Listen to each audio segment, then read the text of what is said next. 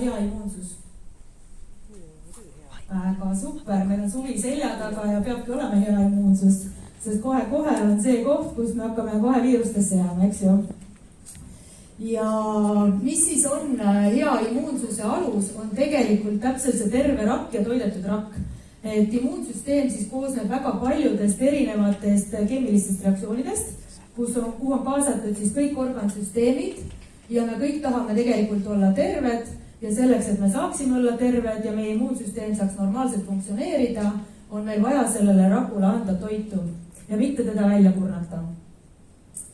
Ja tänased teemad, mida me siis põgusalt siin teiega nii-öelda läbi käime ja vaatame, ongi see, et miks siis terviseprobleemid maailmas ikkagi on tõusutrendis, kui meil teadlikkus on täna väga hea ja kuhu suunda meie tervis üldse liigub. Et viimased 3 aastat on meil seda tervise definitsiooni väga palju siin väänanud nii-öelda ja kas me saame toidust kätte kõik vajalikku, et kuidas meil sellega siis täna on ja kas meil jääb ka midagi puudu, kas me ei saa toidust kätte kõike ja kas me üldse vajame toidulisandeid. Kes arvab, et me vajame toidulisandeid, tõstke käed? No väga tublid. Just. Ja siis ma natukene peatuksin ka sellele, et sünteetilised ja looduslikud toidulisandid, mis nende vahe on, et kuidas siis nagu selles dilemma maailmas tegelikult natukene orienteeruda, kuigi ma usun, et teie kõigi teadlikkus siin saalis olijatel on väga hea, sest me sageli ju kuuleme tegelikult televisioonist ja meediast arstide ütlusi, kus tegelikult inimene nagu ei vajakski midagi juurde, et ei ole ta vitamiine vaja, ei ole ta mingit toidulisandid vaja, et see on üsna prevalveeruv uus trend meil millegipärast tekkinud, et vaatame siis sellega üle.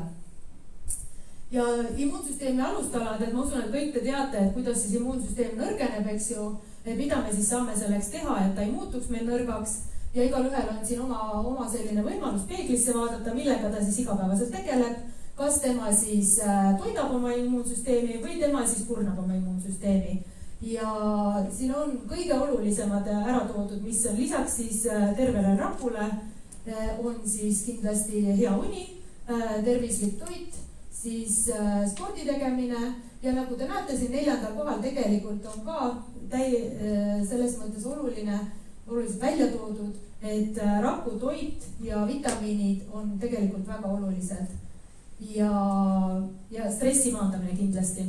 Et stress on esimene asi, mis kurnab meie immuunsüsteemi välja, kui kortisool läheb väga kõrgeks ja heaoluhormoonid langevad ja rakk satub samamoodi stressi. Et me arvame, et kui meie oleme selles mõttes, et kui me oleme ise stressis, siis tegelikult meie rakud on ka stressis. Et see on nagu üks ühele.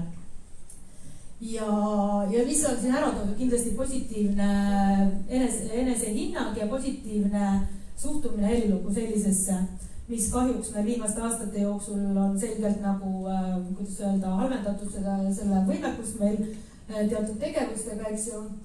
Nii et tegelikult hoidke positiivset mõttemeelt ja enesetunnet, sest see on see, mis tagab teie hea immuunsuse. Ja kui me siit nüüd edasi lähme, siis mis immuunsuses, ütleme, keemiliselt sellist rolli mängivad, mis on väga olulised, on iga inimene vajab aastaringselt meil juurde D-vitamiini, magneesiumi, omega-3, C-vitamiini ja antioksidante. Et see on laialt meditsiinimaailmas nii-öelda, kuidas öelda, kinnitatud, et need on põhimõtteliselt need ained, mida meie organism tegelikult ei saa piisavalt igapäevaelust, ükskõik kui hästi me toitume. Ja ma just kuulasin ühte väga suurt metauuringu ülevaadet, kus tegelikult on nüüd see, et omega-3 ja multivitamiinid ei ole saanud veel ametlikku soovitust, et neid võiksid inimesed tarbida pidevalt. Aga me ei ole sellest ka tõenäoliselt väga kaugel, kui see aeg tuleb ja öeldakse, et tõesti, et omega-3 kalaõli just loodusliku baasil ja multivitamiinid on ikkagi on oma koht ja sellest me räägime natuke hiljem ka, miks. Ja siin on mul ära toodud lihtsalt, et teile silma alla, et kui nüüd inimesel on mingisugune haigus, kas tal on siis sapipõisluudu või tal on soolespõletikud ja ta tarvitab mingisuguseid ravimeid, näiteks statiine ja tal tarbib väga palju rasva, sest väga populaarne on praegu ketodieet, eks ju, kuigi seal on ka rasvad sees, siis inimesed arvavad, et kui nad rasva ei tarbi, et siis nad on väga tervislikud. Et seda üsna palju kohta, et välditakse tegelikult toidurasvu ka. Ja ülekaal ja diabeet ja suitsetamine, et need on kõik sellised riskifaktorid, mis tegelikult juba nõuavad seda, et need ülemiselt seal nimetatud ained, et neid võib jääda organismis puudu. Et kui teil midagi sellist on, siis mõelge selle peale ja siis tuleb vastavad korrektsioonid teha. Siis ma teen igaks juhuks ära siia ka praegused soovituslikud D-vitamiini kogused ja praegune soovitus tegelikult on ikkagi seda kasutada 365 päeva aastas ja palju diskussiooni olnud, et miks inimesed sügisel jäävad siis haigeks nendesse viirustesse, kus need viirused äkki sügisel tulevad ja tegelikult ongi see väga üldinud mentaliteet on ju see, et öeldakse, et suvel pole D-vitamiini vaja võtta, et me saame kõik päiksest kätte. Ja minu patsiendid räägivad seda kogu aeg ja nüüd, kui ma olen nendega rääkinud, et aga mis meil juuli ja august, mis kuud need olid, et kui palju te päikest reaalselt nägite, palju te saite, siis tegelikult võtab mõtlema küll, eks ju. Ja ütleme see juba, mida me mõõdame verest, juba jälle hakkavad need numbrid alla käima. Ja siis oleks hästi hea endale meelde jätta, et see tase peaks veres olema üle 100.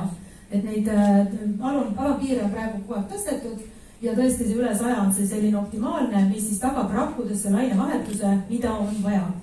Ja all see roheline, ma tõin teile välja, et see on küll ingliskeelne, aga et te saaksite aru, et kui palju funktsioone tegelikult D-vitamiinil on. Et ta mängib rolli kõikide rakkude põhimõtteliselt paljunemisel, ka nende vanade rakkude kehast välja viimisel, mis on see apoptoos, on need rakud, mis siis tavaliselt, mis surevad, tuleb kehast välja viia, kui nad ei viida välja.